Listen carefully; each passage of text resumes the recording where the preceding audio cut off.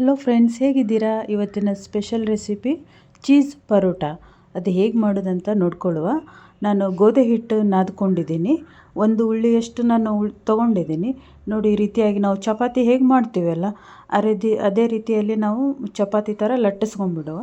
ಅದರಲ್ಲಿ ಸ್ವಲ್ಪ ಎಣ್ಣೆ ಹಾಕಿ ಒಂದು ಚೀಸು ಸ್ಲೈಸ್ ತೊಗೊಂಡಿದ್ದೀನಿ. ಅದರಲ್ಲಿ ನಾನು ಆನಿಯನ್ ಒಂದು ದೊಡ್ಡದು ಚೆನ್ನಾಗಿ ಈ ರೀತಿಯಾಗಿ ಸಣ್ಣ ಸಣ್ಣ ಕಟ್ ಮಾಡ್ಕೊಂಡಿದ್ದೀನಿ. ಭಾಳ ತೆಳ್ಳಗೆ ಕಟ್ ಮಾಡ್ಕೊಂಡಿದ್ದೀನಿ.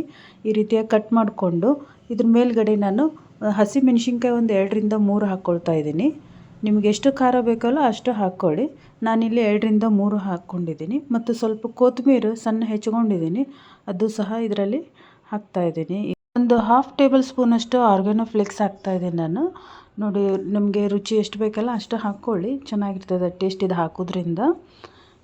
ಮೇಲ್ಗಡೆ ಇನ್ನೊಂದು ಲೇಯರ್ ಇದರಲ್ಲಿ ಹಾಕ್ಕೊಂಬಿಡುವ ಚೀಸ್ ಲೇಯರನ್ನು. ಈ ರೀತಿಯಾಗಿ ಮಾಡಿಕೊಂಡು ಈಗ ನಾವು ಚಪಾತಿನ ಈ ರೀತಿಯಾಗಿ ಫೋಲ್ಡ್ ಮಾಡ್ಕೊಳ್ಳುವ. ಅಂದರೆ ನಾವು ಮಕ್ಕಳಿಗೆ ಬರೀ ಚಪಾತಿ ಅಷ್ಟೇ ಕೊಟ್ಟರೆ ತಿನ್ನಲ್ಲ.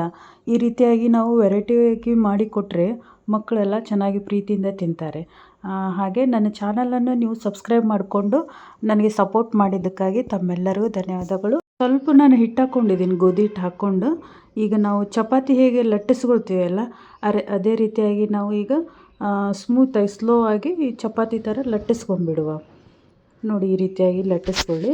ಒಂದು ತವಾ ತೊಗೊಂಡಿದ್ದೀನಿ, ಅದರಲ್ಲಿ ಸ್ವಲ್ಪ ಎಣ್ಣೆ ಹಾಕ್ಕೊಂಡಿದ್ದೀನಿ. ಒಂದು 2 ಟೇಬಲ್ ಸ್ಪೂನಷ್ಟು ಎಣ್ಣೆ ಹಾಕ್ಕೊಂಡು ಈಗ ನಾವು ಏನು ಚೀಸ್ ಪರೋಟ ಮಾಡಿದ್ವಲ್ಲ ಅದನ್ನು ನಾವು ಫ್ರೈ ಮಾಡ್ಕೊಳ್ಳುವ. 2 ಕಡೆನೂ ಸ್ವಲ್ಪ ಎಣ್ಣೆ ಹಾಕ್ಕೊಂಡು ಹಸಿ ಇಲ್ಲಾರ್ದಂಗೆ ಚೆನ್ನಾಗಿ ಫ್ರೈ ಮಾಡ್ಕೊಳ್ಳುವ.